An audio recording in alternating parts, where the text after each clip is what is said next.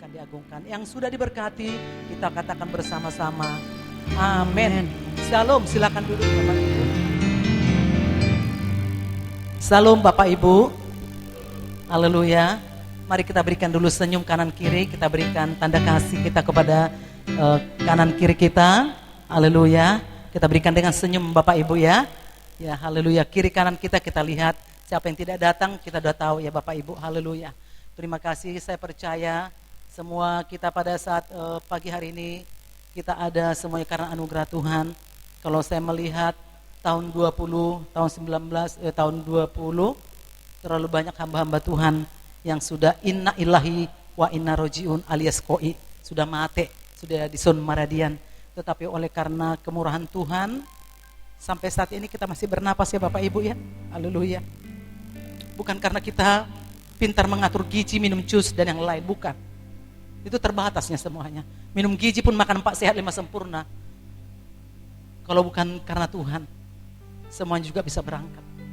Tapi sampai hari ini kita bernapas, kita hidup semua karena anugerah Tuhan. Oleh sebab itu Bapak Ibu, mari kita semakin hormat akan kasih Tuhan, semakin hormat kepada Dia yang menciptakan kita. Haleluya. Puji nama Tuhan. Haleluya. Hambanya Bapak Gembala Sidang kita melayani di tempat hambanya Bapak Pendeta Sipahutar. Kita tahu tahun yang lalu sudah dipanggil oleh Tuhan Bapak Sipahutar. Jadi setiap bulan diminta Bapak kita dari sini, Bapak Gembala, untuk melayani di sana. Haleluya. Dan sekalian ada pemberkatan peneguhan di mana satu keluarga ya cekcok begitulah apa ya, kurang akur. Tetapi karena Tuhan mereka datang setia di tempat ini, dilayani oleh hambanya, dan sampai mereka akur dan sampai mereka diberkati oleh Tuhan dan dilanjutkan terus sampai ke sana melayani peneguhan. Haleluya. Puji nama Tuhan. Haleluya. Kita mendengarkan firman Tuhan pada saat pagi hari yang cerah ini ya. Tidak ada hujan. Aduh, enggak ada yang kurang ya. Luar biasa. Luar biasa, cerah. Jadi tidak ada alasan sebenarnya tidak beribadah. Jadi kita tidak perlu takut. Saya tetap berdoa buat hamba Tuhan dan jemaat Tuhan di tempat ini. Saya bilang, Tuhan jauhkan semua hamba Tuhan dan jemaat Tuhan di tempat di Immanuel Jalan Sunggal 241 Medan. Dijauhkan dari COVID-19 dalam nama Tuhan Yesus. Haleluya. Kita berikan dulu kemuliaan kepada Tuhan Allah kita. Haleluya. Sekalipun pakai masker dan segalanya peraturan pemerintah, kalau bukan Tuhan yang melindungi, kalau bukan Tuhan yang menjaga, sia-sianya semua itu Bapak Ibu. Terbatasnya semua, terbatas. Tetapi Tuhan yang tidak terbatas luar biasa memberkati kita, percayalah, jangan bimbang. Haleluya. Nah, firman Tuhan kita buka di dalam kitab Yunus yang sudah terlalu sering kita dengar mulai dari kebaktian anak sekolah minggu. Tetapi firman Tuhan itu tidak ada istilah basi, tidak ada pernah bosan, selalu baru. Haleluya. Kita buka Yunus 1 ayat 1 sampai 3. Tentunya di dalam kitab Perjanjian Lama. Yunus 1 ayat 1 sampai 3. Kita baca mulai dari judulnya baru sampai ayat 3. Kita baca bersama-sama 1 2 ya. Yunus mengingkari panggilan Tuhan. Datanglah firman Tuhan kepada Yunus bin Amitai demikian. Bangunlah, pergilah ke Niniwe, kota yang besar itu. Berserulah terhadap mereka, karena kejahatannya telah sampai kepadaku. Tetapi Yunus bersiap untuk melarikan diri ke Tarsis, jauh dari hadapan Tuhan. Ia pergi ke Yafo dan mendapat di sana sebuah kapal yang akan berangkat ke Tarsis. Ia membayar biaya perjalanannya, lalu naik kapal itu untuk berlayar bersama-sama dengan mereka ke Tarsis, jauh dari hadapan Tuhan. Haleluya. Jauh dari hadapan Tuhan. Haleluya. Puji nama Tuhan. Tema firman Tuhan ini banyak sih, mau diambil dari sini bisa. Kalau dikembangkan sebenarnya di dalam kitab Yunus ini, kalau kita buat firman berseri, karena memang gak sampai ya semua sekaligus. Sebenarnya berseri gitu, maksudnya bersambung. Ya, ada cerita bersambung, ini pun bisa bersambung, tetapi mengalirlah sesuai dengan pimpinan Tuhan. Nah, tema firman Tuhan di sini, jangan melawan panggilan Tuhan. Jangan melawan panggilan Tuhan. Sebenarnya tanpa dijelaskan pun ini, Karena kita sudah sering mendengarkan firman Tuhan ini, kita sudah sangat mengerti DN cerita firman Tuhan ini. Tetapi semuanya diantara kita tidak ada merasa diri kita lebih hebat. Sudah tahunya saya, saya sudah pintar daripada ibu itu. Tidak ada seperti itu. Tetap rendah hati. Siapapun yang menyampaikan firman Tuhan, yang tamat SD pun, ya tetap kita dengarkan, ya. Karena dia dipakai menjadi alat dalam tangan Tuhan. Saya pernah mendengarkan firman Tuhan di pengajaran ini, tamat SD, nggak tamat pun SD saya dengar, nggak tamat. Bahasanya pun bahasa, ya begitu saja. Tetapi firman Tuhan itu saya diberkati luar biasa. Diberkati. Jadi tidak ukuran tamat SD, sarjana atau gelarnya panjang STH, MTH dan yang lain. Bukan itu ukuran. Tapi ukurannya kuasa firman Tuhan. Haleluya. Nah firman Tuhan di sini, temanya tadi, jangan melawan panggilan Tuhan. Haleluya. Jangan melawan panggilan Tuhan. Melawan berarti memberontak. Di sini dikatakan ini arti daripada nama Yunus bin Amitai. Kalau dalam Alkitab ini ada di situ tentang binti, ada tentang bin. Bin itu nama ayah. Dikatakan di sini tadi di dalam firman Tuhan ini. Datanglah firman Tuhan kepada Yunus bin Amitai. Berarti nama ayahnya Amitai. Seperti saya, nama ayah saya Sopar Situmorang. Berarti nama saya Lastiur bin Sopar Situmorang. Nama ibu saya berarti binti. Nama ibu saya berarti Lastiur binti Taria Borusinurat. Jadi kita ngerti ya, binti, bin ayah, nama ayah, dan binti yaitu nama ibu. Jadi saya, nama mama saya itu keturunan dari mama saya Borusinurat atau sila sabungan ya. Jadi Lastiur binti Taria Borusinurat. Nama mama saya cantik Bapak Ibu. Taria, nama saya yang agak jelek mungkin dulu agak nggak suka saya dengan nama ini, tetapi nama itu harus kita sukai. Haleluya. Dan dikatakan di sini di dalam firman Tuhan, arti nama Yunus bin Amitai merpati dalam kebenaran. Merpati dalam kebenaran. Sekali lagi, merpati dalam kebenaran. Seluruh unggas, jenis unggas di kolong langit ini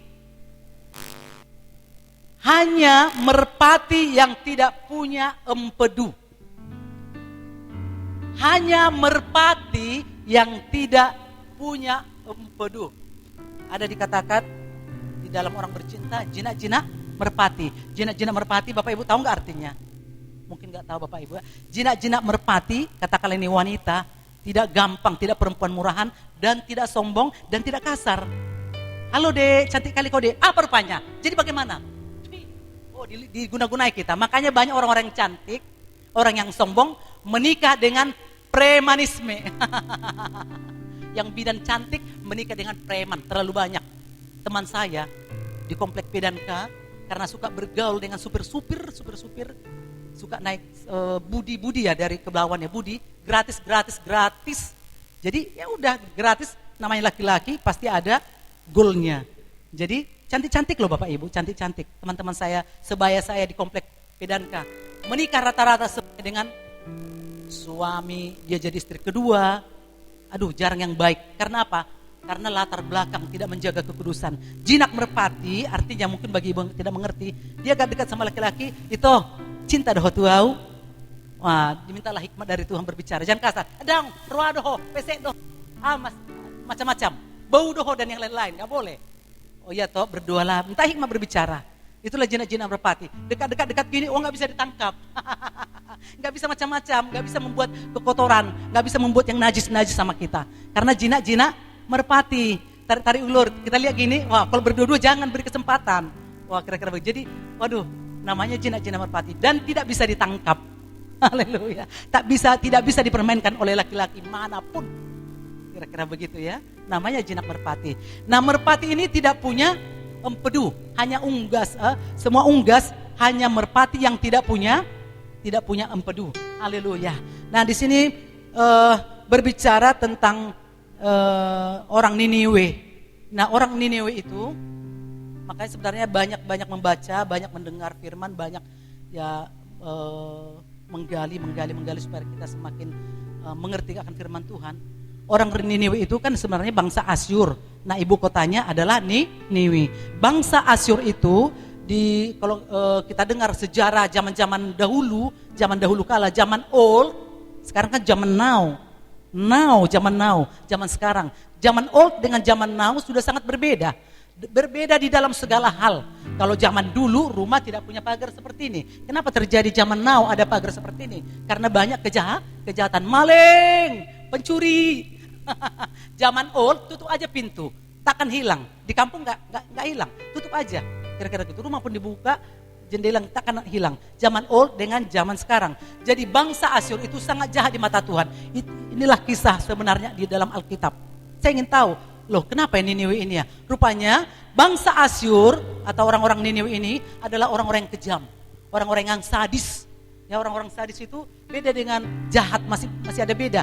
Yang kejam itu, yang sadis itu, kalau mereka katanya membunuh bangsa lain, itu sudah saya dengar dari hamba Tuhan, bahkan dari membaca buku-buku dikatakan bahwa bangsa Asyur itu tidak sungkan-sungkan, dia nggak langsung membunuh dan membunuh mati udah, dia tidak seperti bangsa Asyur. Ya, itu kalau sejarah bangsa Niniwe ini. Jadi bangsa Niniwe ini dipenggal tangannya, dipenggal kakinya, dicongkel matanya. Itu sangat sadis. Kalau bunuh saja sudah selesai. Kalau dia membunuh orang lain atau bangsa lain, itulah sejarahnya bangsa Niniwe ataupun bangsa Asyur. Makanya dikatakan di sini kepada kepada Yunus. Nah, Yunus terus kita berpikir, nah tadi kan kalau kita baca dari pasal 1 sampai 3 dikatakan Yunus itu disuruh ke Niniwe, bukan bangsanya sendiri. Dia kan bangsa Israel. Dia udah pernah melayani dalam zaman Alkitab juga udah pernah, tapi ini dia disuruh firman Tuhan, berfirmanlah Tuhan kepada Niniwe, atau berkatalah Tuhan kepada Niniwe, pergilah ke Niniwe, ke bangsa Asyur itu, supaya maksud Tuhan supaya mereka bertobat dari kejahatan mereka, dari kekejaman mereka, dari segala kenajisan mereka. Tidak sungkan-sungkan. Bahkan bangsa Asyur ini, maaf Bapak Ibu, dikatakan bangsa Asyur ini sangat suka melihat, maksudnya bukan melihat, tapi orang hamil, mereka bertaruhan, laki-laki atau perempuan dibedah perutnya, dan bayinya diambil, dicampakkan, dilempar. Itulah saking sadisnya, sangat sadis, dibelah perutnya, perut ibu hamil, ya katakanlah 9 bulan atau 8 bulan, itulah kesadisannya. Sebenarnya kesadisannya sungguh, ya sungguh luar biasa gitu ya. Sangat-sangat kejam lah, bukan kejam-kejam biasa. Dia sangat suka katanya bangsa Asyur ini, kalau ada ibu-ibu hamil, udah mereka bertaruh di bedah perutnya, mereka bertaruh, laki-laki atau perempuan di dalamnya, saking kejamnya, diambil bayinya, dilempar, dipermainkan, lempar. Itulah kesadisannya. Makanya bangsa Asyur ini Tuhan sangat sebenarnya punya rencananya sebenarnya rencana Tuhan untuk menunggang balikkan bangsa Niniwe. Itu sebenarnya tujuan Tuhan, karena kejahatannya dikatakan tadi di dalam ayat berapa tadi itu ya, ayat 31. Ya, di dalam ayat 2 bagian C-nya, karena kejahatannya telah sampai kepadaku. Karena kejahatannya telah sampai kepadaku. Kalau di dalam Kejadian tentang Sodom dan Gomora, aku sudah mendengar dosa mereka, kejahatan mereka. Sedangkan ini aku sudah, dikatakan di sini tadi dalam ayat 2C-nya, karena kejahatannya telah sampai kepadaku. Makanya Tuhan rencananya sebenarnya menunggang balikkan bangsa Niniwe supaya dibinasakan. Kalau Sodom dan Gomora dibinasakan dengan api belerang, tetapi ini mau ditunggang balikkan. Makanya Tuhan berfirman kepada Yunus, pergilah ke Niniwe supaya mereka diselamatkan. Beritakanlah firman Tuhan, kira-kira begitu. Bertobatlah, karena kerajaan Allah sudah dekat. Bertobatlah, karena kota ini akan ditunggang balikkan. Kira-kira begitulah perintah Tuhan. Tetapi dia tidak mau. Makanya judulnya tadi melawan. Orang-orang melawan ini lihat susah diberkati. Perhatikan Bapak Ibu, orang-orang yang melawan, sekali lagi, orang-orang yang melawan susah diberkati di dalam segala hal. Tetapi yang orang rendah hati, penurut, sebagai domba, kambing kan melawan ke neraka, domba penurut. Nah, orang-orang yang penurut pasti, tidak ada pakai mudah-mudahan, pasti diberkati. Akhirnya Yunus pergi ke Yafo. mungkin ke pelabuhan lah ya, pelabuhan Yafo, dan dia pergi naik kapal ke Tarsis. Kita berpikir, loh kok melawan ya Yunus ini ya, kok dia pergi ke Tarsis. Tarsis kalau kita lihat peta, saya kebetulan nggak punya peta, tapi kalau saya baca dari situ, dari Alkitab, Tarsis dengan Niniwe itu bukan satu arah, Bapak Ibu. Katakanlah Niniwe timur, sedangkan Tarsis di barat atau utara selatan begitu ya. Jadi sangat jauh berbeda. Disuruh ke kanan, malah Yunusnya pergi ke kiri. Jadi berlawanan. Halo, berlawanan. Nah, Bapak Ibu yang di belakang dengar nggak ya? Kalau dengar coba dibuat begini, yang paling belakang ya puji Tuhan ya. Ya puji Tuhan. Ini kode. Haleluya, berarti dengar. Jadi puji nama Tuhan. Dia pergi ke Tarsis. Tarsis itu adalah tempat pelarian. Tarsis itu adalah tempat persembunyian. Tarsis itu adalah tempat terpencil. Sedangkan Niniwe adalah kota yang besar. Sedangkan Tarsis adalah tempat terpencil. Bagaimana bisa ketemu? Ya, barat ke timur. Sedangkan Yunus pergi ke Tarsis. Tarsis tempat persembunyian, sembunyi, mengsugut bahasa Batak ya. Tarsis tempat persembunyian, tempat pelarian, dan di sana tidak pernah diperdengarkan tentang kebesaran Tuhan. Tidak pernah di Tarsis diperdengarkan tentang kebaikan Tuhan, tentang kebesaran Tuhan yang dahsyat-dahsyat. Tidak pernah. Makanya Yunus pergi ke Tarsis. Mungkin kita berpikir, dulu saya berpikir gini, kok gak mau ya, padahal dia hamba Tuhan ya, kok gak mau disuruh ke Niniwe. Latar belakangnya ada, karena orang Niniwe itu, bangsa Asyur itu kejam-kejam, sadis. Aduh pokoknya sadis, membunuh itu aduh kayak mana gitu ya. Sadis. Jadi di hati Yunus itu sebenarnya, mungkin ada yang gak ngerti ya. Jadi si Nabi Yunus itu, Yunus tidak rela mereka itu bertobat. Enak kali lah bertobat, karena Tuhan itu di dalam pasal keempat, Tuhan itu maha pengasih, maha penyayang, berbelas kasihan. Aduh luar biasa, beda dengan kita. Kalau kita udah dimaki-maki nih atau macam-macam sama kita. Maunya ditabrak mobil itu, tapi dijauhkan ya, nggak boleh seperti itu. Maunya makin ekonominya makin terpuruk lah ya. Kejam kali sama saya, Eda itu. Maunya anaknya itu nggak berhasil lah ya. Maunya negatif sama orang. Itu ada Tarsis. Ada sifat-sifat persembunyian, ada tempat dosa, tempat persembunyian. Tempat persembunyian itu dosa. Nah, jadi pergi dia menuju ke Tarsis. Sebelum dia pergi ke Tarsis, hatinya gondok begitu ya. Aduh, kalau saya pergi nanti ke Niniwe, bangsa Asyur, memberitakan firman tentang pertobatan, kan Tuhan mau tunggang balikan kota besar Niniwe. Tetapi saya nggak mau. Enak kali lah, mereka sudah kejam-kejam, mereka sudah sadis-sadis. Biarkan saja. Itu sebenarnya tidak segampang itu dia diselamatkan lah. Nanti kalau mereka berseru-seru saya bertobat. Saya bilang, aduh mereka nanti bertobat. Ya udah, enak sekali mereka selama ini berbuat jahat, berbuat kejam, berbuat sadis. Nggak maulah melawan. Dia aturnya ke Tarsis, dia pergi ke Niniwe, dia pergi ke Tarsis, tempat persembunyian, tempat sepi lah, tempat terpencil. Mungkin di hutan-hutan, mungkin dibayangkan saya gini. Saya kalau baca Alkitab gini bisa saya renungkan, makanya bisa lama loh merenungkan ini. Saya renungkan terpencil. Kalau terpencil, Ronggurni Huta, kampung Opungku aja nggak terpencil. Kampung Petir, tempat saya lahir di Sidihoni, danau di atas danau. Tidak terpencil, masih ramai walaupun satu kampung ini ada kampung, ada 8 rumah. Di sana lagi, di sana. Tidak terpencil. Saya nggak tahu kira-kira mungkin di hutan Jambi atau hutan mana. Kira-kira itu ya Bapak Ibu ya. Jadi itulah membuat latar belakang Yunus tidak mau memberitakan firman Tuhan. Nah, di sini yang pertama, haleluya. Jadi kita ingat ya, Tarsis itu tempat terpencil, tempat persembunyian, tempat pelarian, dan di sana tidak ada kuasa Tuhan, tidak ada diberitakan tentang kebesaran Tuhan. Yang pertama, jangan ada kepahitan. Ya, kita baca dulu. Markus 11 ayat 25, sama-sama membaca ya. Markus 11 ayat 25. Markus 11 ayat 25. Kita sama-sama membaca. Ya, kalau sudah dapat Bapak Ibu, Markus 11 ayat 25, 1, 2 ya.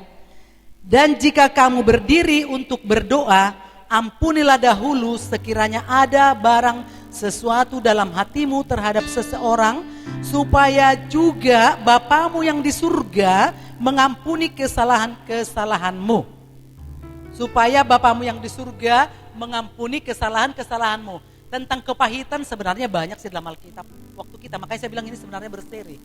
Nah, kalau kita tidak mau mengampuni orang, ya proses semuanya. Jujur ini firman Tuhan ini kepada saya pertama Bapak Ibu. Karena saya pernah kepahitan Bapak Ibu. Ya, saya rasa kalau kita ditanya, pernah gak kepahitan Bapak Ibu? Wah, masih ada bilang, oh tidak pernah, saya selalu baik saja, saya selalu rohani saja, oh imanku naik terus. Aduh bohong. Bergelombang-gelombang Bapak Ibu, bergelombang. Semua dites, tes dalam segala hal. Kalau bidang studi pelajaran di sekolah SMP, ada matematika, ada PKN, ada agama, itu dites loh. Lulus enggak? Agama sudah lulus enggak? Kalau enggak remedial, lulus enggak? Remedial lagi, diulang sampai kita lulus. Kira-kira begitu ya. Jadi firman Tuhan ini dikatakan di sini bahwa jangan ada, itu yang pertama, jangan ada kepahitan. Kalau kita tidak mau mengampuni orang lain yang bersalah kepada kita, Tuhan juga tidak mau mengampuni. Saya juga ya jujur ya masih ya diproses ya, semuanya belajar. Bukan saya bilang saya sempurna Bapak Ibu, proses semuanya. Saya pernah akar kepahitan kepada hamba-hamba Tuhan. Waktu Bapak ketua BPD, saya waktu itu masih umur jalan 30 kali ya, masih sangat muda saya rasa. Terpilih di Sumatera Utara 4 calon BPD itu di Parapat, di Bina Wisma Kasih atau Wisma apa saya nggak ingat lagi. Di sana 4 hamba-hamba Tuhan dicalonkan. Disitulah paling murni. Selama ini saya tahu persis tidak murni memilih ketua BPD. Ada pura-pura mundur, ada macam-macam. Saya tahu persis karena saya di dalam sangat mengerti. Tetapi ini puji Tuhan, oleh karena kuasa Tuhan, keempat hamba-hamba Tuhan, senior-senior loh semua yang sudah lama. Bapak kita kan masih baru bergabung gitu lah, baru bergabung ke satu gereja lokal, ya. Jadi waktu dibuat di sana yang memilih BPD adalah PDM, PDP enggak di luar saja. Jadi di ruang kaca seperti ini, jadi kacanya gedung itu rendah gitu. Jadi tapi dikunci. Dikunci dan dikasih kertas dan tulis nama siapa mau dipilih, 4 calon, dan calon itu semuanya suara Bapak tertinggi kepada Bapak Dr. Andus Jasman Sagala. Asal yang lain Sagala. Yes. Gitu pokoknya seru pada waktu itu. Maka foto kami laris manis. Foto kami suami istri laris manis. Ada aja sih mungkin yang iri dan macam-macam segala-galanya. Dan saya waktu itu disitulah saya ujian tes PDM. Masa kami pun udah sulit PDM. Dan pada saat itu karena kemurahan Tuhan, kan banyak yang sekolah Alkitab sangat banyak. Tapi di garis bawah ya, oleh karena kemurahan Tuhan, saya lah mendapat juara 1 PDM. Haleluya. Kita berikan kemuliaan kepada Tuhan Allah kita. Bapak juara 1 dapat terpilih. Dikumpul pun semua ini, semua suara-suara ketiga hamba Tuhan, suara Bapak meledak. Baru terakhir dipanggil, juara 1, juara 3, Sianu, juara 2, Sianu PDM, juara 1, PDM bernama Lastiur Simatupang katanya. Jadi kita nggak ada mengharapkan apa-apa ya. Terus diperbaiki sama panitia, Lastiur Situmorang. Karena dibuat tentang khotbah bertumbuh dalam kasih, bertumbuh berbuah gitu, dikasih tema gitu khotbah, ya mengalir aja jalan. Kita kan nggak boleh melihat Alkitab loh Bapak Ibu. Jalan-jalan namanya khotbah ini, aplikasinya apa ini, temanya apa, dibuat kira-kira begitu. Semuanya karena anugerah Tuhan. Nah, pada hanya berapa tahun ya kalau nggak salah, hanya 1 tahun kalau nggak salah berjalan ketua BPD. Sebenarnya latar belakangnya Bapak kita tidak ada berzina. Bapak kita itu lebih tahu, tidak pernah teman perempuan ya. Gini sama persis. Kalaupun ramah sama anak gadis itu dia nggak burunya, tidak ada yang lain, tidak ada genit-genit, yang nggak ada. Boleh, makanya saya nggak pernah cemburu lah Bapak Ibu.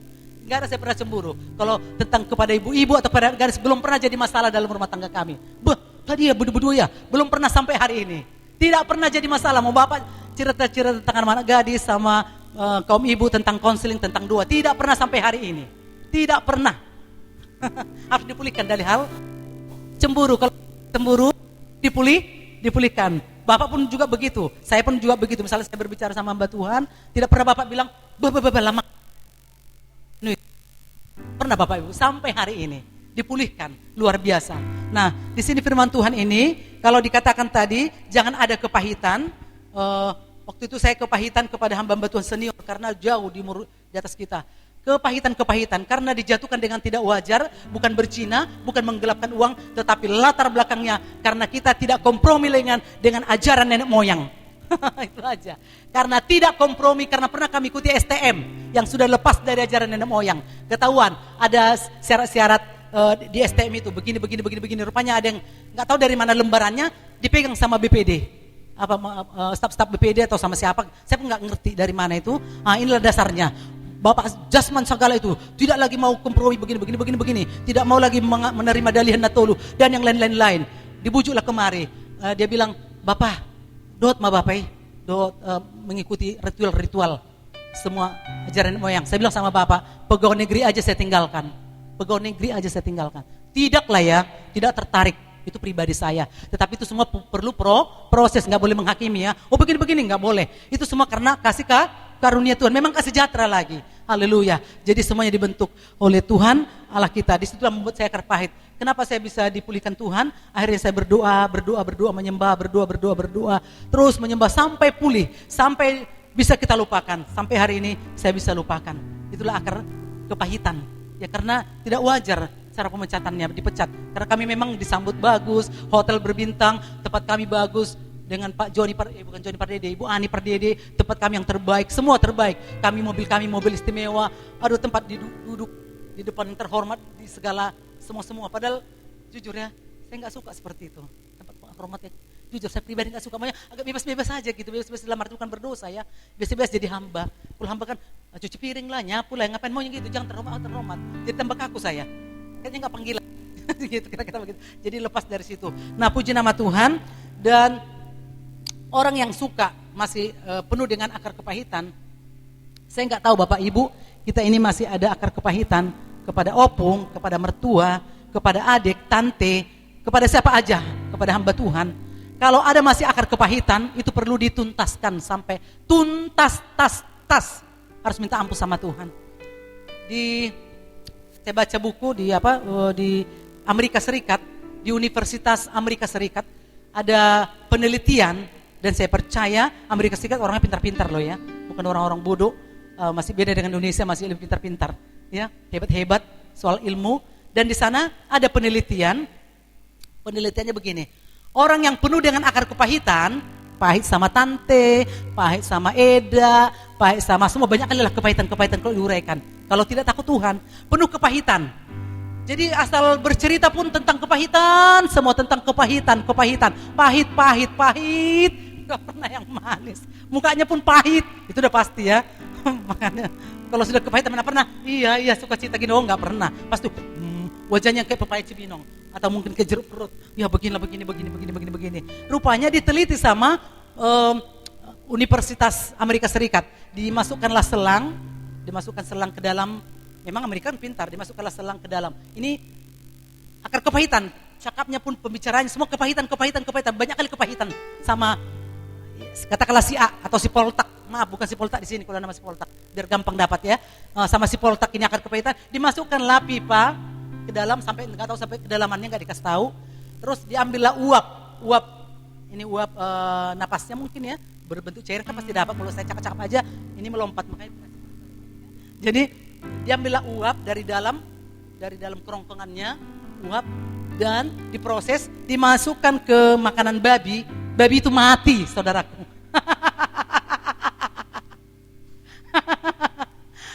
Penuh kepahitan, kamasi tante dan yang lain-lain.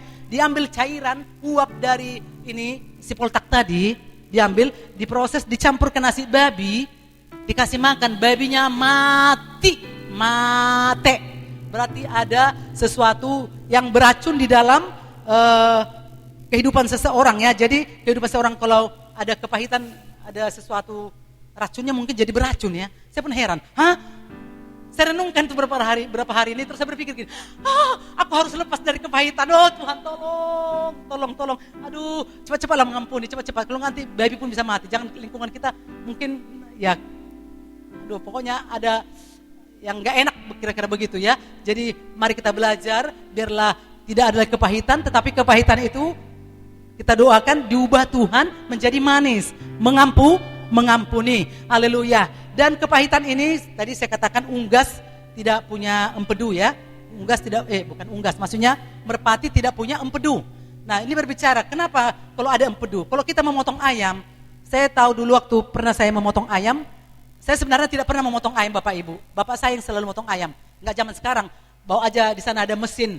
Semua beres, tinggal terima bersih, masak. Kalau zaman dulu, zaman old, itu kan kita potong dulu, seket dulu, bersihkan dulu ininya. Maka saya lihat bapak saya, bersihkan sampai bersih, kira-kira segini ya. Baru ditajamkan pisau, kalau nggak pas tajam, nanti bisa ayamnya jalan lagi, kira-kira begitu. Sampai tajam. Jadi bapak saya sering saya lihat begitu, pakai batu asa. Batu asa, sekarang udah jarang mungkin mengasah. Kalau zaman saya itu, zaman bapak saya, suka mengasah dan ayamnya ditangkap. Nah, kejadian ini terjadi kepada saya, maksudnya di pasar satu ini yang menikah nggak boleh kita bawa manja-manja kita di tempat seperti orang tua, nggak bisa, nggak laku. Akhirnya orang mertua kan berladang ya Bapak Ibu, jadi kata Inang begini, ditangkaplah ayam jantan, sehat John Nonon, potonglah nanti ayam ini, udah dipotong, masaklah adong sinarea. Saya pun di sini saya baru mengerti bahasa Batak. Bahasa Bataknya bahasa asli dari Janji Matogu. Masih beda dengan dari Mogang. Kami kan udah banyak orang berdagang dari pelabuhan. Sedangkan Bapak di Dolok. Jadi dipersatukan tuh sangat beda latar belakang kehidupan, gaya dan semua dari gizi, dari semua beda sekali. Kami kan di Danau Toba, pinggiran Danau Toba 25 meternya. Jadi soal makan ikan, makan segar-segar tuh ya udah biasa, enggak heran. Sedangkan di gunung kalau kita dengar Bapak kita cerita makan ikan asin segini, itu pun ditahan terakhir baru makan. Kalau kami sangat jarang makan ikan asin, itu karena kepingin sangat jarang lah. Ya karena ikan martobanya pungku, tinggal ngambil ikan martoba ya ngambil ikan. Jadi sangat beda sekali. Jadi saya disuruh motong ayam, ini berbicara soal empedu ya, itu akar kepahitan. Jadi dikasih ayam ini, Bapak waktu itu masih kuliah, karena menikah dengan saya kan sarjana muda, ya pegawai negeri. Jadi lanjut lagi kuliah, terus saya disuruh motong ayam ini, saya udah mulai stres karena tempat kami itu termasuk terpencil dulu. Sekarang aja rame orang. Dulu itu tanam inang, itu hanya inang aja punya rumah, itu rumahnya dulu agak gubuk-gubuk dinding tepas itu dulu. Jadi potonglah ini katanya. Aduh, mau sama siapa? Kalau sekarang mungkin, dah tolonglah potongkan, gak ada. Aduh kayak mana nih, sinarea, maksudnya sudah ada panen, ngambil padi, ya. Terpaksa gimana motongnya? Ya terpaksa, karena terpaksa jujur. Saya berpikir, dulu saya gak pernah diajarin Bapak, ya memang gak pernah motong ayam. Tiba-tiba saya bersihkanlah, saya ingat, oh Bapak begini. Saya cabut. Pisau saya asah terus, saya asah sampai tajam. Si Penny waktu itu masih umur, kalau gak salah, entah berapa setahun udah bisa berdiri lah ya si Penny udah ada waktu itu. Terus si Penny pun biasalah anak-anak dekat kita ya, tapi saya udah stres bersihkan, saya bersihkan semua keliling sama di sininya, saya bersihkan, bersih. Aduh, nanti bulu-bulunya masuk ke darahnya begitu ya, dulu ya darahnya yang dibuang. Baru bagaimana caranya nih, udah gitu saya ikat kakinya nih, siapa yang megang gitu. Kalau dulu kan kita pegang gitu. Orang saya sendiri, si Penny nggak mungkin orang kecil. Saya ikat kaki ayamnya, saya ikat sayapnya. Jadi sayapnya jadi begini. Aduh, bukan nggak mau motong Bapak Ibu, nggak tega, nggak semua tega. Motong ikan aja sampai hari ini nggak pernah. Bapak kita, ya Bapak Gembala selalu motong, nggak pernah saya potong. Jujur aja kalau main memotong itu, aduh, namanya darahnya hidup, aduh nggak sanggup, kasihan gitu. Jadi saya ikat kakinya, terus saya ambillah sakalan ya, telenan. Saya ambil sakalan agak panjang lah supaya jangan nanti ke lantai atau kemana. Udah gitu saya pegang pijak sayap dengan kaki. Udah pijak, aduh gimana megangnya nih ya. Pegang terus, tolong Tuhan. Nggak saya lihat lagi Bapak Ibu, karena nggak tega. Baru pas sakalannya saya raba-raba, ini lehernya, pokoknya bersih lah. Putus. Sekali tebas, putus. Udah putus sekali tebas, ayamnya bukan mati Bapak Ibu, ayamnya jalan-jalan. Aduh jalan-jalan. Datang si Penny. Aduh tempat main-mainan jadi lucu. Saya pun ikut lucu. Tapi jam makan kan udah dekat. Udah dekat loh. Gak boleh main-main. Ini kayak mana? Masak nasinya lagi, sayurnya dan yang lain-lain. Masak pakai kayu loh Bapak Ibu, gak pakai gas. Bapak Ibu, air sumur mentimba-timba, menyaring lagi. Aduh gimana caranya? Udahlah, air panas sudah saya masak, baru rendam. Tetapi membelahnya ini lagi Bapak Ibu, saya gak tahu Bapak Ibu. Jujur aja, sampai hari ini gak tahu membelah. Kalau tukang ayam, cekrek. Begitu. Ada yang kayak mana? Aduh, yang bisa lepas, jujur ya, yang bisa lepas kaki sama kaki sama tangannya apanya, sayapnya. Kalau itu bisa lepas, punya bapak saya dulu, diputar-putar, tak, tinggal ada sedikit sambungannya. Oh bisa lepas dulu, selamat dulu. Aduh aman, kakinya lepas, tapi badannya yang masih utuh. Aduh gimana? Sehingga bapak saya dulu dari sininya dipotong sedikit, tarik gini. Saya coba tarik, nggak bisa. Saya coba tarik, nggak bisa. Bagaimana ini? Saya belah hancur lah. Potong nggak bisa. Potong. Tap tali masih pecahlah empedu. Ini berbicara empedu. Pecah, kan kalau udah pecah, daging kan pasti pahit ya. Kena bagaimanapun ada pengaruh jadi pahit. Aduh, saya berpikir udah terbelah, nggak bisa utuh. Aduh gimana ini kalau orang Batak, misalnya bapak saya sumas-sumas udah sudah, pahanya lepas, kakinya bagus teratur kan. Kalau ini enggak, pahanya ininya pun tulang-tulangnya berhancuran dipotong-potong. Aduh kayak mana ini udah hancur sama empedu. Bagaimana caranya? Saya bikin kayak saksang sikit-sikit segini, kecil.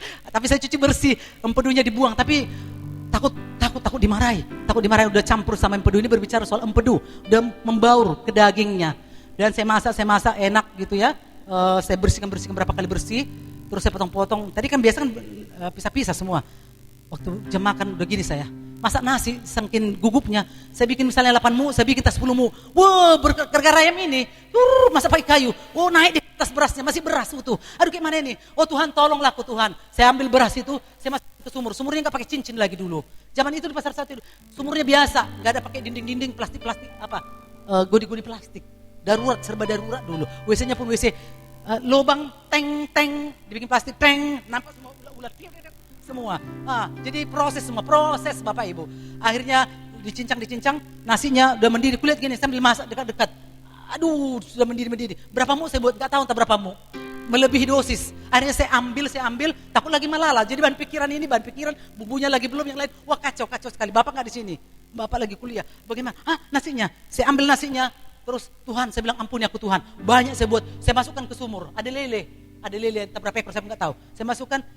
Tapi jangan tidur hari lagi muncul, habis. Kena marah, kira-kira begitu. Akhirnya waktu makan bersama, mana selera lagi? Udah keringat lah, tak selera. Baru makan kita senyum-senyum lah ya, namanya tempat mertua, senyum-senyum saja. Yang salah pun belajar senyum. Di sampingku lah Inang bilang gini, malo dohoake, dang palani ajaran ator dia tusi hodo na dirohaki. Mulu balga-balga naking dang sukup jagalon. Alih hita gudak kita rame kan yang makan sama anak-anak semua macam-macam. Ibarat kok bahasa Bataknya kecil-kecil katanya. Aduh dalam hatiku lega. Baru bisa makan. Makan pun sikit aja lah, sikit makan aja yang mana kira-kira apa biar banyak untuk tamu-tamu kita. Kira-kira begitu. Nah, ini soal empedu. Jadi bisa membaur, bisa jadi pahit. Demikianlah kehidupan kita kalau ada kepahitan, sudah pahit, buah pahit, mata pahit, bibir pahit, semua. Dan biasanya orang kepahitan Bapak Ibu susah senyum. Mungkin tetangga kita boleh kita lihat ya Bapak Ibu, kita senyum gini. Tetangga terus gitu. Ada tetangga kita, nggak jualan, maksudnya biar ada jalan mencakapinya.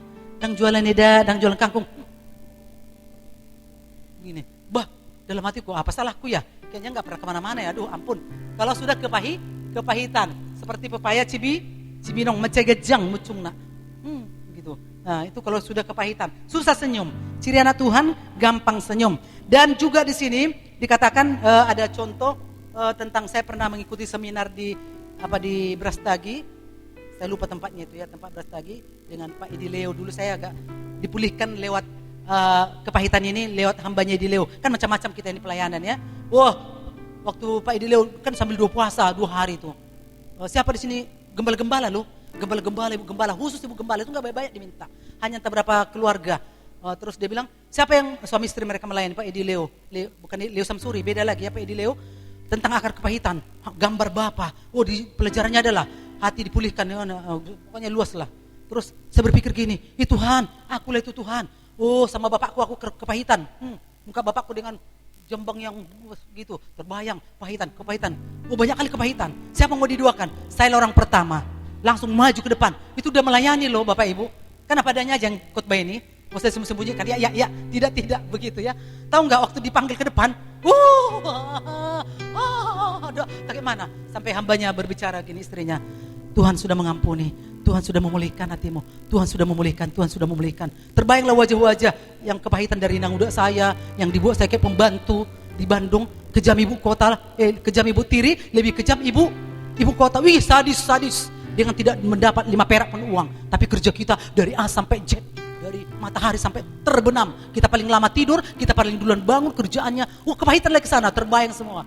Waktu didoakan tuh pelepasan, baru lepas, lepaskan aja jantan cantik lagi. Gitu langsung, mukanya biar aja lah. Keluarkan aja, berlepas dia. Udah pelepasan gak usah diatur-atur. Alek naik saping. Gak usah, lepaskan aja.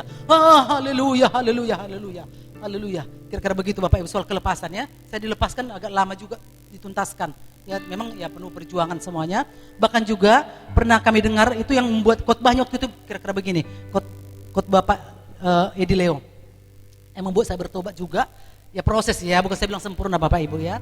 Terus dia bilang gini, anjing herder, anjing kita ini, katakanlah ini anjing herder, itu dikerangkeng ya sekarang, supaya tidak lari, supaya jangan datang kemari. Karena pernah melihara anjing, dia lari lagi khotbah ke sini. Dikerangkeng. Nah, dia bilang ini tes percobaan soal pemulihan.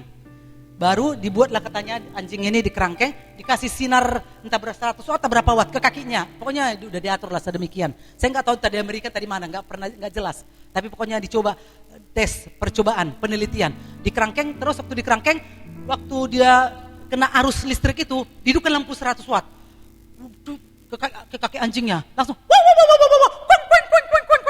matikan. Diulangi lagi, asal hidup lampunya, di ke kakinya, diam, bolak-balik, terus bolak-balik sama anjing ini. Itu membuat saya bertobat juga ya banyak diubah Tuhan gitulah ya. Terus dicoba ini kan masih berapa watt ini? Nggak ada 100 ya? Ini aja udah silo juga. Di kerangkeng itu, dicoba, kena kakinya entah apanya, kakinya kalau nggak salah, di kerangkeng terus, udah terus, asal hidup aja lampu, belum di kerangkeng, belum kena arusnya juga, itu udah pasti kan. Kaki gampang ya dibuat itu, kakinya kena strum, kita aja kena strum sakit loh Bapak Ibu. Suatu ketika anjing ini hanya lampu saja yang dibuat, hanya lampu, tidak di strum. Hanya di strum, tidak di strum, hanya lampu aja. Dihidupkan lampu pertama-tama, terus dibuat lagi, lama-lama, nggak ada. Hidupkan lampunya, nggak ada apa-apa, nggak ada lagi menjerit. Biasa. Anjing aja bisa dipulihkan, nggak menjerit-jerit lagi karena kesakitan.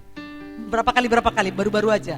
Nah demikian juga kehidupan kita, sampai tidak ada akar kepahitan, bisa dipulihkan, pasti bisa. Lepaskan pengampunan. Saya bilang sama Tuhan, si A saya ampuni, saya lepaskan pengampunan. Makanya waktu mau melepaskan pengampunan itu Bapak Ibu, ya air mata kita ya Bapak Ibu, ya minta ampun sama Tuhan. Saya bilang sama Tuhan, Bapak di surga aja tidak mau mengampuni kita kalau tidak mengampuni sesama kita, ya, kalau tidak mau mengampuni kesalahan. Nah sampai ke sana Bapak Ibu ya, tidak menyimpan, jangan ada kepahitan. Berkat Tuhan datang kepada orang yang tidak punya kepahitan. Berkat Tuhan datang kepada orang yang tidak punya kepahitan. Yang kedua, yang pertama tadi jangan ada kepahitan. Yang kedua, bangun, bangkit. Itu Yunus 1 ayat 2. Kita baca lagi ya, Yunus 1. Ya, Yunus 1 kita baca ya. Yunus 1 ayat 2. Sama-sama 1, 2 ya. Bangunlah, pergilah ke Niniwe, kota yang besar itu, berserulah terhadap mereka, karena kejahatannya telah sampai kepadaku. Sekali lagi, saya baca ya. Bangunlah, pergilah ke Niniwe, kota yang besar itu, berserulah terhadap mereka, karena kejahatannya telah sampai kepadaku. Di dalam pasal 3, ya, bahwa Tuhan berfirman lagi kedua kali kepada, tadinya kan pertama, udah tahulah ceritanya. Kalau ceritakan ini semua panjang sebenarnya. Ditelan ikan paus lah, kita katakan ikan paus biar nangkap ya, karena dia melawan di dalam kapal kan gitu. Jadi yang kedua kali dia udah jerah lah, yang gak berani lagi. Belum sampai sebenarnya ke Tarsis perjalanannya, belum, mungkin masih pertengahan jalan kali atau setengah jalan kali. Akhirnya badai gelombang sangat kuat, akhirnya tidak jadi. dicampakkanlah dia, kan begitu, dicampakkan dengan seizin Tuhan, dia diproses Tuhan, ditelan ikan besar, nggak dibawa ikan paus atau ikan apa, tapi ikan besar. Karena ikan besar yang saya tahu ikan paus, dibawalah dia kembali ke darat, kira-kira begitu. Jadi kalau kita melawan Tuhan, kalau kita ada kepahitan atau melawan Tuhan, kita diproses habis-habisan loh Bapak Ibu. Diproses itu tidak enak, sampai kita kembali kepada panggilan Tuhan, sampai kita kembali kepada panggilan Tuhan. Seperti Yunus, dia kembali. Tapi hatinya masih ada juga gondok-gondok. Aduh Tuhan ini, aduh gimana nanti bertobatlah mereka itu. Makanya di dalam pasal yang ketiga dikatakan, berfirmanlah Tuhan, pergilah ke Niniwe. Itu di pasal 3. Tetapi dikatakan di sini, bangun. Bangun itu berarti bangkit. Bangun, bangkit. Ya, jadi kita mari bangkit. Ya, lepas dari kepahitan supaya berkat Tuhan melimpah kepada kita. Dikatakan di sini, bangun, bangkit. Dikatakan supaya dia bangun, tidak tertidur lagi, tidak melawan Tuhan lagi. Jadi di sini janganlah jadi Kristen kursi goyang, ya. Kristen kursi goyang. Itu pernah saya lihat di YouTube kursi goyang tentang kuasa-kuasa kegelapan. Betul-betul bisa goyang loh kursinya. Ada begu ganjang, begu pendek atau begu apa di situ duduk.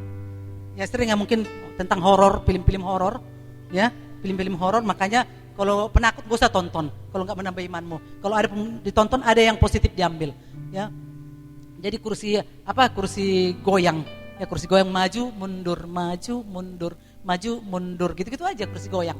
Jadi janganlah kita jadi Kristen kursi goyang, tidak ada kemajuan dari zaman Jepang sampai zaman Nippon, pada samanya itu ya, zaman Jepang sampai zaman Nippon sama aja, nggak ada perubahan, nggak ada peningkatan, nggak ada next.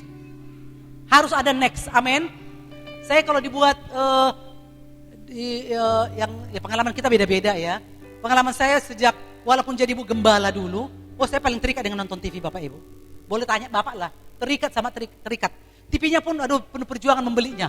TV hitam putih yang pakai salonnya gitu. Itu udah goyang-goyang, rugut. Udah berjatuhan, namanya paling murah di Jagat Raya. Itulah mampunya dulu, kan diproses semua ya. Kalau malam minggu, janganlah.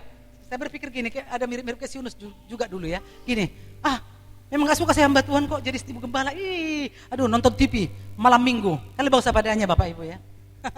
Daripada, kalau saya rohani saya dari dulu. Mulai menikah rohani terus sama Bapak. Gak usah munafik lah, apa adanya aja. Ya. Jadi saya nonton TV dan sangat terikat dengan film akhir pekan. Menonton. Jadi sama saya jangan dikasarin. Sama saya kalau dikasarin lebih kasar. Itu latar belakang kalau tidak dipulihkan. Tapi kalau lembut, gitu, terpukul. Nangis banyak, Tuhan, dosaku ini. Tapi kalau datang Bapak bilang gini, jangan menonton, jangan menonton. Ini filmnya enak loh, ada hikmah di sini, ada begini-begini. Loh ini kan malam minggu persiapan festival. Enggak apa-apa lah, Bapak aja yang berdoa. Udahlah itulah, saat berdoa udah hebatnya itu. Asik nonton, asik. Terikat. Sekarang maaf, tidak pernah nonton TV, enggak tertarik. Kecuali berita itu pun udah hampir tidak pernah. Kalau dulu sinetron, Cassandra, saya terikat dulu tuh hamil si Hagarim, Cassandra. DN-nya tuh enak gitu loh. Kalau film Indonesia, ya kena ajab, nanti jadi kena stroke. Atau kita kalau telenovela enggak, tahu kita cerita cintanya gimana, nanti enggak bisa ditebak. Jadi saya sangat terikat dulu, jujur aja, sangat terikat. Jadi kalau Bapak bilang, doa, enggak lah, udah masing-masing berdoa. Bapak pernah matikan, karena saya nonton terus sangat terikat, dimatikan Bapak. Terus bilang, saya hidupkan lagi. Udah Bapak aja berdoa, enggak ada boncengan ke surga, enggak ada boncengan gitu. Lama-lama mungkin dua bapak mendoakan waktu di pengajaran saya lupa pengajaran, sering kami ikuti di situnya, saya lepaskan pegawai negeri yang ada di Jalan Panci nih. Dia bilang begini, kan diproses semua Bapak Ibu ya.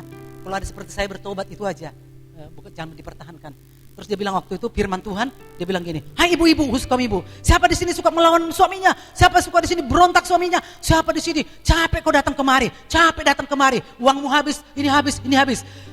Datang kemari, saya barisan paling pertama. Lari, kan panjang gerejanya itu. Di depan, ada orang Belanda waktu itu menyampaikan firman, walaupun terjemahkan. Saya datang, saya pikir, saya suka melawan Tuhan. Mulutku semua Tuhan melawan. Tuhan, hancur. Terus, gak peduli lagi kiri kanan. Makanya kalau udah dilawan Tuhan, gak usah pikirkan lihat kiri kanan. Maju aja terus, haleluya.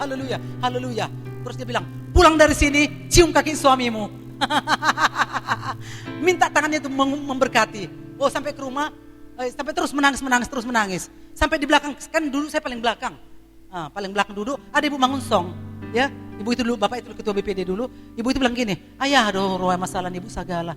So ngomong terus, Holanda terus tangis. Belum selesai kayaknya doanya, kurang panjang. Jadi kan gak bisa kita permintaan kita. Kalau dilawat kan enak dia berdoa. Hanya Tuhan yang tahu. Ya kita juga jangan jabiron ya, jangan mulu ember. Kira-kira begitu. Jadi dilawat sampai di rumah, saya masuk ke rumah sana dulu masih huruf. Ya udah dirombak lah ya. Saya cium kaki bapak. Terus saya tarik tangan bapak, Pak, biarlah Tuhan memberkati Pak, berkati.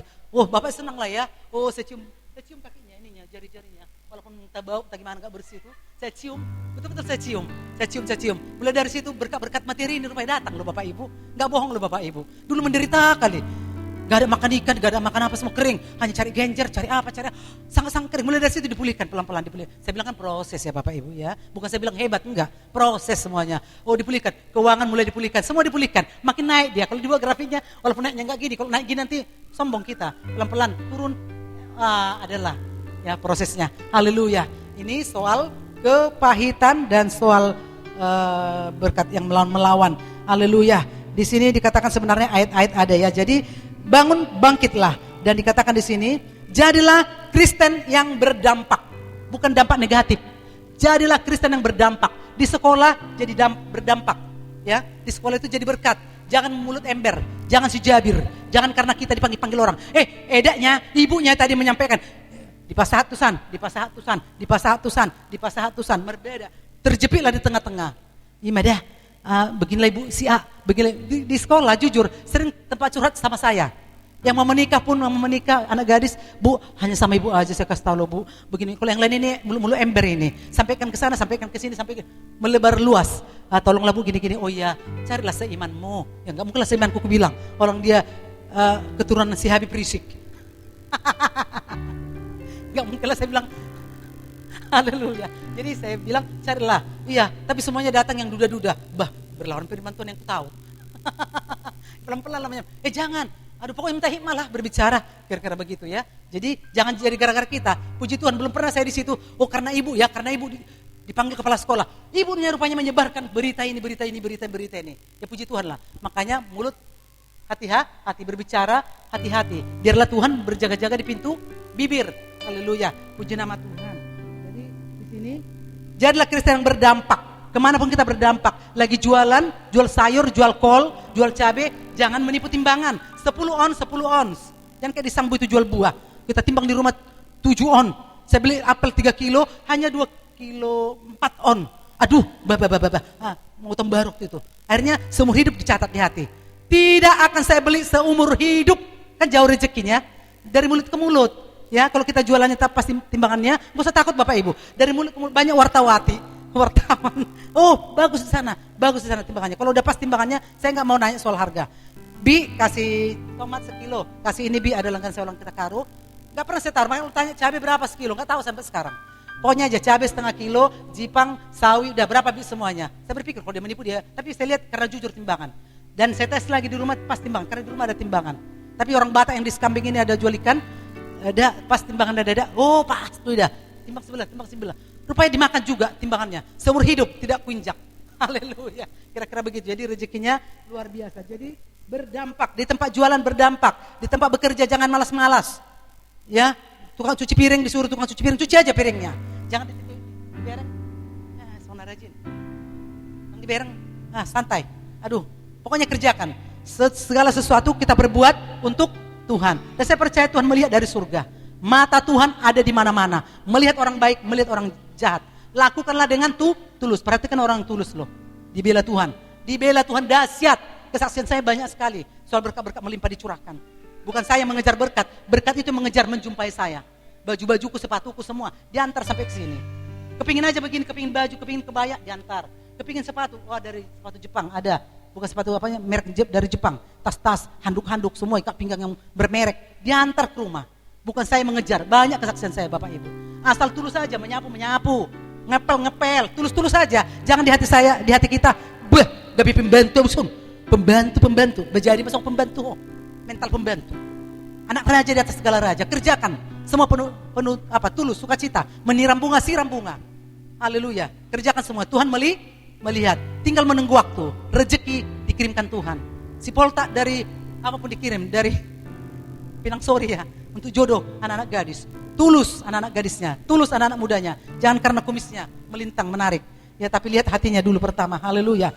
Dan dikatakan sini, jadilah kita mitra berpikir.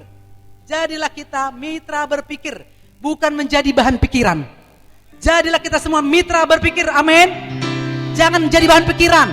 Kalau bahan pikiran begini, ada karakternya. Apa? Ditanya si anu, si A, amang, soalnya pangalahona. Tanya si B, halo. Tanya si C, abago ya mang. Bah, amang tahe. Bah, suli amang tahe, amang tahe, amang tahe. Tuhan pun, katalah Tuhan pun. Oh, pastap masih liko. Pastap, ubadaw masih aku rezeki.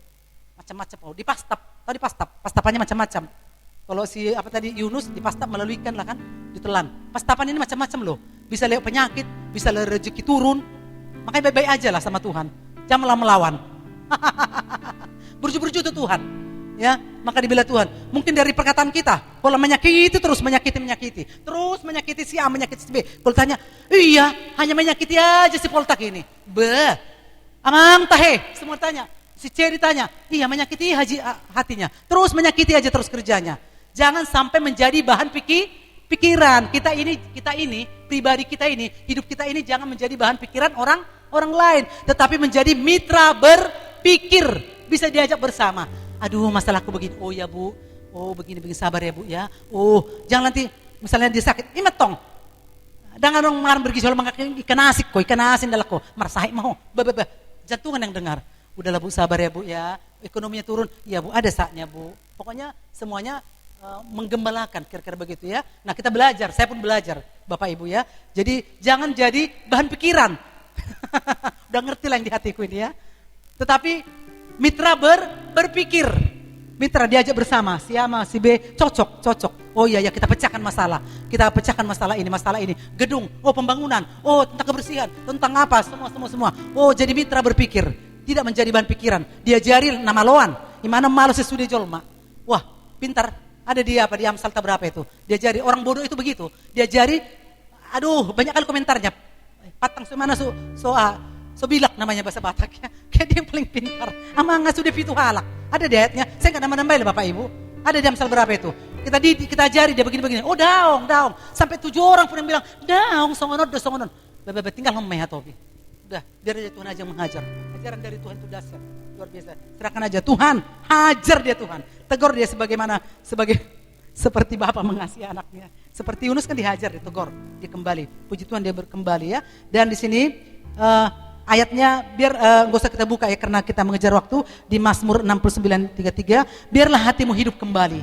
Nah mati rohaninya biar hidup kembali. Mati rohani jadi bangkit. Bangun. Semangat. Makanya saya pribadi sampai tidak bosan-bosan berkata kalau bangun tidur mau doa pribadi, saya bilang semangat. Oh sukacita. Aku sehat, aku kuat, aku tegar, aku bersemangat. Aku sehat. Coba ucapkan Bapak Ibu kalau lemas. Jadi kita pun berjalan ke lemas. Dia semangat, energi. Kerjakan bunga-bunga, energi, meniram bunga. Bunga saya itu banyak gitu. Kalau orang mengerti, kalau banyak bunganya, orang malas atau orang rajin? Menyiram-nyiramnya itu loh, dibongkar-bongkar lagi diapain? Semangat, karena semangat dari Roh Kudus, bukan dari pribadi. Kalau pribadi kita belum amar matian sudah. Makanya saya lihat bunga orang udah mati, lama-lama melek. Kayak bunga spin nih. Mak bawa bunga dulu kemari, iya. Mak beli bunga dulu, iya. Udah berbunga nih, bunga nanas, ada kayak nanas di ujung-ujungnya. Bunga kertas, sudah saya beli. Waktu saya dulu ke tebing, waktu dia sakit, ya pernah sakit ya. Ya terjadi mujizat Tuhan, terus saya bikin di halaman rumahnya. Saya bilang sama dia kan umurnya sumur sanyo bukan erpet masih diendapkan lagi. Satu malam itu meniram. Saya bilang ini Fen siram tiap sore aja. Iya mak. Tiba-tiba mendadak ada urusan entah karena apa lagi tuh ke tebing. Saya pegang bunganya, saya lihat, kering. Manike kok kering ini? Iya mak, nggak sempat. Kenapa nggak sempat meniram saja? Orang depan rumah sambil lewat, siramkan saja. Air beras siramkan biar bagus. Ya, bikin kompos cincang-cincang, masukkan sebuah banyak cacing. Iya mak, nggak sempat mak, mati nenget. Semua mati pelan-pelan. MPP mati pelan-pelan bunganya. Terus saya selamat kalau ada bunga-bunga, saya bikin telur di ujungnya, saya bawa dari sana. Udah mati, udah kering, pasti hidup. Saya bawa kemari. Baru datang dia, Bunga mama sudah beranak ya, jadi banyak ya. Itulah banyak, ada berapa pot. Wah, tadinya sudah mati mak di rumah. Lihat lah ini, lihat. Bunga itu aja tahu loh kalau kita urus pakai hati. Bunga aja tahu. Ini pun kalau nggak diurus ini kering. Ini, mana tempatnya dijiwai. Bunga ini nggak tahan matahari. Oh, angkat tempat teduh. Semua dijiwai A sampai Z. Kira-kira begitu ya Bapak Ibu ya. Jadi luar biasa diberikan kepada kita hati yang bijaksana. Nah, selanjutnya di sini, jangan lari dari panggilan Tuhan. Yunus 1 ayat 3. Haleluya. Kita baca bersama-sama. Yunus 1 ayat 3. 1, 2 ya. Tetapi Yunus bersiap untuk melarikan diri ke Tarsis, jauh dari hadapan Tuhan. Ia pergi ke Yafo dan mendapat di sana sebuah kapal yang akan berangkat ke Tarsis. Ia membayar biaya perjalanannya, lalu naik kapal itu untuk berlayar bersama-sama dengan mereka ke Tarsis, jauh dari hadapan Tuhan. Ayat 3 ini, jangan lari dari panggilan Tuhan. Sering kalau udah lari panggilan Tuhan, jauh dari Tuhan. Jauh dari Tuhan, itu tadi ayatnya di sini ya. Jauh dari hadapan Tuhan. Anak yang hilang juga jauh dari hadapan Tuhan. Nah, jauh dari hadapan Tuhan. Yesus di sini dikatakan Yunus lari dari panggilan Tuhan, jadi mengalami perkara yang tidak enak. Ya udah ngerti ya, dimasuk ke perut ikan, bau macam-macam segala-galanya ya. Dan orang yang lari dari panggilan Tuhan bukan semakin diberkati, tetapi semakin menurun. Semua menurun, rohaninya mati, semua mati. Tak ada semangat hidup. Mau putus asa, mau minum baygon, mau minum racun, mau bunuh diri di rel kereta api seperti saya dulu, kira-kira begitu. Latar belakang saya memang itu. Mau bunuh diri aja Bapak Ibu. Karena apa? Tidak ada kehidupan. Karena memang tidak mau datang sama Tuhan. Yang dipikirkan baygon, yang dipikirkan tali, yang dipikirkan jurang, berjatuh ke jurang, terjal ke Danau Toba. Memang itu jangan-jangan saya dulu sebelum bertobat. Asal mati, tapi nyatanya nggak mati-mati. Bosan hidup, segan mati. Entah apa itu istilahnya, bosan hidup, mati tak mau. Nah, itu saya dulu, nggak mau saya hidup lagi. Baygon ku coba, bau kali. Terakhir saya coba bunuh diri, adegan ini jangan ditiru, cuma tali. Tali saya coba, lilit, cek, keluar lidah, tekan aja gini sakit. Terus saya pikir, mau mati pun sakit, nggak mau lah. Sakit juga mau mati, nggak mau lah, nggak usah lah, jadi nggak jadi mati. Karena memang masih diizinkan Tuhan hidup. Ya luar biasa Tuhan kita, haleluya. Bahkan di sini dikatakan Mazmur 139 ayat 7 sampai 9 ini kita baca ya. Mazmur 139. Mazmur 139.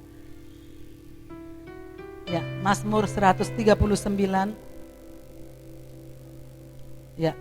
Mazmur 139.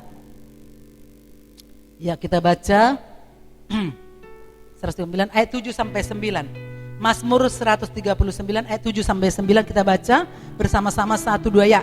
Kemana aku dapat pergi menjauhi rohmu? Kemana aku dapat lari dari hadapanmu? Jika aku mendaki ke langit, engkau di sana. Jika aku menaruh tempat tidurku di dunia orang mati, di situ pun engkau. Jika aku terbang dengan sayap fajar dan membuat kediaman di ujung laut. Haleluya. Makanya firman Tuhan ini, mau pergi dia ke langit, engkau ada di sana. Jika aku menaruh tempat tidurku di dunia orang mati, di situ pun engkau ada. Haleluya. Jadi kemana kita mau lari? Kalau kita buat ini temanya bisa juga tema baru. Tidak ada tempat pelarian di dunia ini. Mau lari kemana? Mau ke gunung, ke lembah, ke danau, ke Romgrenhuta. Romgrenhuta di gunung. Tidak ada damai. Dikejar-kejar terus sama rohnya Tuhan ya, dikejar, terus mengalami kekeringan, mengalami kegersangan, sampai datang kepada Tuhan, sampai ada damai, sukacita, kekuatan, baru datang kepada Tuhan. Kemana mau kita lari? Wah, aku nggak mau lagi sini, supaya jangan kuliah sida itu di sini. Lari mau kemana lari? Mau ke Jakarta, Kalimantan, kemana sama aja. Mau ke ujung bumi, kemana pun lari. Pasti mengalami tes semuanya. Makanya jangan lari dari panggilan Tuhan. Haleluya. Bahkan juga di sini Lukas 15 ayat 18 dan 20. Lukas 15. Ya, jamnya masih jam 12 kurang ya. Lukas 15 tentang anak yang hilang Bapak Ibu. Lukas 15. Ya, Lukas 15 ayat 14C kita baca dulu. Lukas 15 ayat 14C atau saya yang membaca ya. Dan ia pun mulai melarat. Maksudnya anak bungsu melarat. Ini orang ya udah tahu ceritanya sih ya. Orang yang lari dari bapaknya, dia pergi jauh. ada ayatnya di sana, jauh dari hadapan Tuhan, jauh dari hadapan Bapaknya. Dia melarat, ya melarat, dan dikatakan di sini anak bungsu, ya anak bungsu di sini, anak bungsu, dia lari dari Tuhan, dan dikatakan ayat 17, dikatakan di sini, lalu ia menyadari keadaannya, katanya, betapa banyaknya orang upahan Bapakku, berlimpah-limpah makanannya, tetapi aku di sini mati kelaparan, makanan babi aja nggak bisa dimakan. Nasib orang yang jauh dari Tuhan, nasib orang yang melawan Tuhan, seperti lebih-lebih anak yang bungsu, makanan babi pun tidak bisa dimakan, makanan babi, B2, bukan B3, bukan B4, tetapi B2 aja makanannya nggak bisa dimakan. Karena apa? Sudah jauh dari hadapan Bapa. Begitulah nasibnya. Ini bukan hanya cerita-cerita, maksudnya asal cerita ya, tetapi ini kita ambil hikmahnya dalam kehidupan kita. Kalau kita jauh dari hadapan Bapa, kalau kita meninggalkan Bapa, kalau kita melawan Tuhan, melawan Bapa, jauh dari hadapannya, hidupnya melarat seperti anak bungsu, makanan babi pun tidak bisa dimakan. Coba dijaga sama penjaga yang punya babi. Mak, kejam sekali. Padahal bapaknya kaya raya, luar biasa, tidak ada yang kurang. Tetapi untunglah di sini dia sadar, dan dikatakan ayat 18, dan aku akan bangkit dan pergi kepada Bapakku, berkata, Bapa, aku telah berdosa terhadap surga dan terhadap Bapa. Nah, harus sadar ya. Jadi katakan anak yang hilang itu sadar, bangkit, dan mengakui dosa. Ya, sadar, bangkit. Ini yang gak sadar ininya.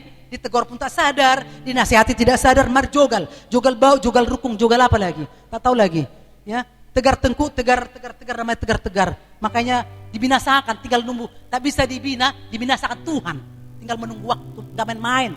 Ya, benar-benar kalau tidak bisa dibina lagi, dibinasakan Tuhan. Tapi kemurahan Tuhan ada, mari sadar. Kalau sadar, amang tahe, ya aku udah jauh dari Tuhan. Seolah-olah kita tidak berharga lagi di mata Tuhan.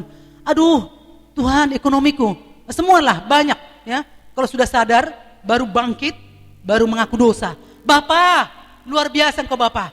Makanya, sewaktu dia sadar, dia mengaku dosa, dia datang kepada rumah bapaknya, kepada bapaknya. Dia datang kepada bapaknya. Siapa yang duluan berlari? Yang berlari siapa? Bukan anak yang hilangnya, tetapi Bapa. Saya menangis belum baca ini firman Tuhan tadi malam, sampai jam berapa saya ya tidurnya, haleluya puji Tuhan lah ya. Saya baca, saya nangis, padahal sering ini loh, udah sangat sering kita baca. Saya menangis, bayangkan loh Bapak Ibu, dalam keadaan tidak berhasil, dikasih harta, dihabiskan berpoya-poya, dia jauh dari hadapan bapaknya. Sesudah habis, makan babi, melarat, baru dia kembali kepada Bapak. Tetapi sejak anak yang hilang itu datang, bapaknya berlari Bapak Ibu ya, berlari. Anaknya masih lambat mungkin, masih tipe stabil itu kalau jalan begini, stabil. 4 tipe dominan, kayak saya tipe dominan. Cepat-cepat jalannya, cepat-cepat. Semua cepat-cepat. Kalau dominan, stabil. Liling, di mulut sana tuh, cepat-cepat, mau dikerjain. Cepat-cepat, gitu. Jadi, bapaknya berlari. Wah, Bapak, wah anakku. Wow. Aduh, dicium, dikasih baju, jubah ditukar semua. Yang lama-lama, kehidupan lama ditinggalkan. Gitu, yang lama-lama itulah artinya. Yang lama sepatunya ditukar semua, bajunya baru dikasih cincin emas dikasih. Semua. Luar biasa, berkat melimpah. Melarat tadi makan nasi babi tidak bisa. Datang sama Tuhan, luar biasa diberkati. Semuanya rohani diberkati, damai sejahtera, sukacita, kekuatan dikasih, kesehatan dikasih. Kalau kita sakit, diizinkan Tuhan sakit. Kalau diizinkan, tinggal doa aja. Tuhan, ini aku, sembuhkan aku. Ada lagunya. Tuhanlah penyembuhku, kau sembuhkan sakitku, kau berfirmankan pulihkanku. Ada lagunya ya. Saya sangat suka lagu ini. Wah, kita doakan. Mana yang sakit, engsel mau bergeser-geser karena banyak kerjaan ya. Sampai berotot ini tangan ini ya. Dari A sampai Z mau dikerjain. Dipulihkan loh. Ini engsel saya ini sudah 2 bulan. Saya saksikan malam tahun baru ya. Ini engselnya aduh sakit, berdenyut, baru kayak wire lah saya bilang ini, kayak wire, sarap-sarapnya, kayak kendor, maklum faktor U juga, tapi bagi Tuhan kan bisa disembuhkan. Saya bilang, ya iman kita kan tergantung iman kita sama Tuhan. Saya bilang, aduh udah kendor, sepertinya urat-uratnya, aduh tulang-tulangnya berdenyut, kayak bisul, sakitnya minta ampun, gak bisa ngangkat, bapak lah yang nuci-nuci, pokoknya bapak lah, main kidal. Lama-lama loh kok seperti ini. Saya berdoa Tuhan sembuhkan, sembuh. Lagi berdoa, lagi menyembah. Ya bukan masih mau ditiru, bukan. Lagi menyembah. Oh, pujian dan syukurku, menyembah tengah malam. ambil tengah malam jam 2 atau jam 3 menyembah, nggak usah tidur, nggak apa-apa lah, mandang mata kita. Luar biasa, berseri-seri wajah kita nanti. Nggak kusut lah gara-gara kurang tidur 2 jam 3 jam. Oh berdua menyembah, air mata aku saya bilang, karena 2 bulan Bapak Ibu, amang nacitan, berdenyut, begitulah mungkin kanker ya, sakit, nggak bisa ngapain. Bisa nih, oh nggak bisa, ya kiri semua. Saya doakan terus, saya berdoa, air mata saya tampung. Jadi obat mau baik Tuhan.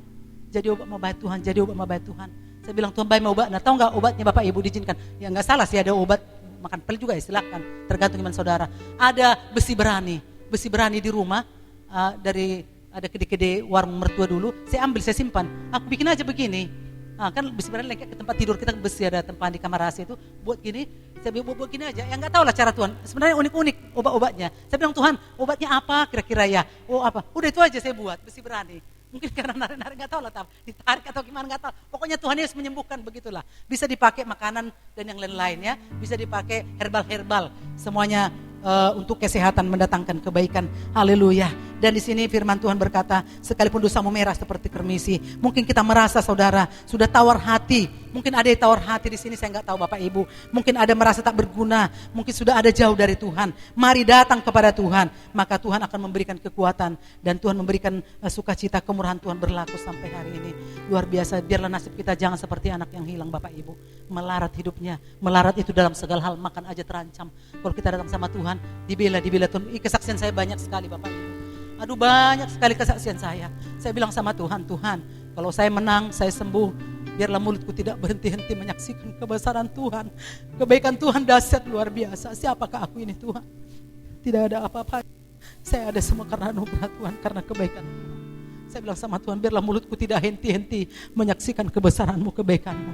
Luar biasa. Masalah apapun. Intinya jangan melawan Tuhan. Tempat pelarian kita tidak ada di dunia ini. Hanya tempat pelarian kita hanya kepada Yesus. Demikian juga Yunus, dia datang kepada Tuhan. Dan luar biasa, Niniwi diselamatkan, rajanya, pembesar, rakyatnya, binatangnya pun berpuasa. Semuanya diselamatkan. Dan Tuhan tidak jadi menunggang balikan kota Niniwi karena berkat dipakai Tuhan hambanya Yunus. Demikian juga kehidupan kita. Biarlah hidup kita berdampak, ya, bukan menyusahkan orang, tetapi menggembirakan Tuhan, menyenangkan hati Tuhan, dan itu akan transfer menyenangkan hati manusia. Haleluya. Sampai di sini firman Tuhan. Haleluya. Kita naikkan pujian kita kepada Tuhan. Saya undang semua pelayan di pemuji penyembah. Oleh karena kemurahan Tuhan, kita ada sampai saat ini Bapak Ibu.